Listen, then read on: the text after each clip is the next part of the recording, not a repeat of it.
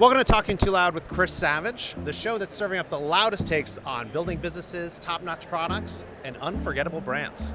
I'm here with Nancy Harhut, Chief Creative Officer at HBT Marketing and author of the book, Using Behavioral Science in Marketing. Thanks for being here, Nancy. Chris, thanks so much for having me. How are you? I'm well. How about yourself? I'm great. I'm excited. You know, it's fun to do these in person. We're going to dive into behavioral science and marketing, but first, this podcast is called Talking Too Loud because when I get excited, I cannot control the volume of my voice. So I have to ask you the question, what's got you talking too loud? Chris, what has me talking too loud is the fact that there are counterintuitive messaging moves that marketers can exploit. This is huge, okay? We think we know what things are going on. We think we know what we're supposed to be doing. There are some moves that may not make sense, but they are making money.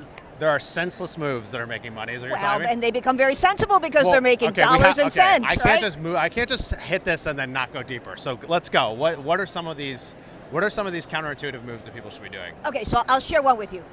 We should be telling, as marketers, people that they don't have to buy our products and services. Okay. Pretty good, right? That's Because normally pretty good. you would say, hey, we spend a lot of time and money to get people to become customers. Yeah. No, tell them they don't have to buy. Why? Because when you say to somebody, but you are free to choose, but the choice is yours, but it's up to you, you agency. Can double the likelihood people do what you're asking. It's all about agency, exactly. That's awesome. How did you discover that? Well, so I read a lot. I love behavioral science. I work with behavioral scientists. I test things in market with my clients. I research things, and I read about it. I think it was in Roger Dooley's book, and started to test it, and it works. That's amazing. Do you have any other counterintuitive tips like that? Oh, yeah. Well, let's go. What are they? Okay. Okay, so here's another one. You should make a request that you know will get refused. Make a request that you know will get refused. And you'd say to me, well, that's crazy. It's hard enough to get someone to say yes. Why would I ask something I know they'll say no to? Yeah. Here's why. When you lead with a bigger request, people say no. And if you quickly pivot and follow with a smaller one, people will say yes. They don't like to say no repeatedly. You concede, I concede. It all works out. Do you think that people should do that just in the sales process or in their marketing as well? Have you seen people do that? Make a request of somebody broadly in their marketing to try to then have the ask be pretty small for what they're trying to actually get? Yeah, I think, we shoot for the stars. We make the big ask, and if someone says yes, great. Yeah. And if they don't, then we kind of scale back, and we can do it in person in sales, or we can do it in our marketing materials. Go for the big sell. If that doesn't work, hit them up with the next lowest thing. What's one thing that can influence consumer behavior that most marketers are missing out on? So, we like to think of ourselves as logical, rational people who make good decisions and know why we make them, right? And by extension, we think that our customers and prospects do that. Yeah. And the thing that we miss is that's not the case. Yeah. Very often people are on autopilot. They aren't making these well thought out, well considered decisions. Yeah. And as marketers, when we get ahead of that, we can make it work in our favor. Yeah. And just to let's go one level deeper on that. So what you're saying is we think that everyone's rational as an economics, professor, researcher would say, but they're not actually, they're irrational. And as marketers, we can lean into that. What are some of the things that people should do that are really going to move the needle that wouldn't seem like they make sense from an economic, rational argument perspective?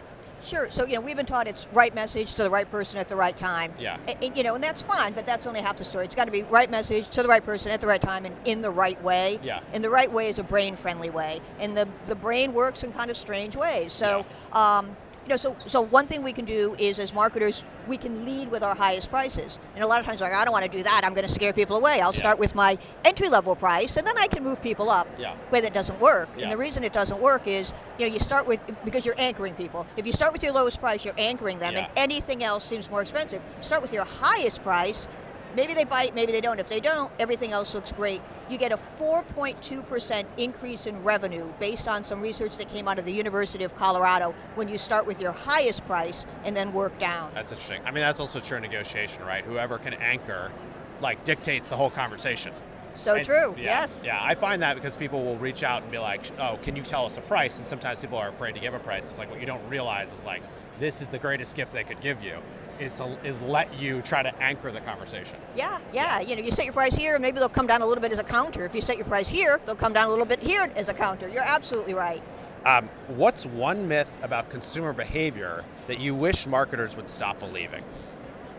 So, I'm going to consumer, but I'm going to think of it in terms of the B2B marketing, right? Okay, and that is that we have to use acronyms and buzz phrases and big words and thick paragraphs and complicated language because, oh my gosh, we're talking to a business audience and they're educated and they're professional, and so this is what we have to do. Yeah, they're wearing a suit, while they're reading this or watching this. Yeah. Right. But no, study after study shows simple, easy to understand language is preferred by B2B people, by highly educated people, by professionals. So, so we need to kind of get that out of our minds that we have to have these thick paragraphs and run-on phrases. Simple.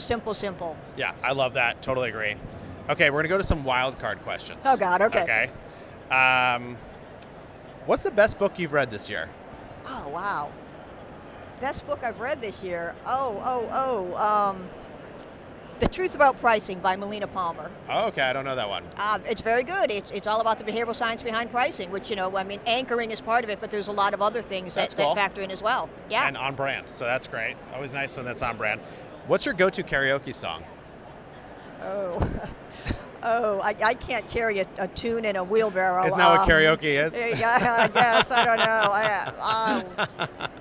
It would probably be some like Broadway show tune or something, Chris. Okay. I don't know. And they probably wouldn't even have it, Okay, something from Wicked then, basically, is what I'll go with. Wicked or Guys and Dolls, I don't know. Who's your brand crush at the moment? My brand crush? I am loving Guru Media Hub. Okay. With Jay Schwedelson and his team. They have subjectline.com. They have the Deliver It conference. They have the Guru conference. They give such great stats, such great information. I got this shirt from them and from the Marketing Millennials. That's great. So I think that's my current brand crush. Awesome. Well, look, Nancy, thank you so much. This is great. Where can people connect with you to learn more? So you know what? I'm on the socials. You can find me on LinkedIn, on Facebook, Twitter, Threads, or you can go to HBT Marketing, which is my agency. HBT stands for Human Behavior Triggers. We're based here in Massachusetts, and you can contact me there. Awesome. Yeah. Thanks so much. Thank you.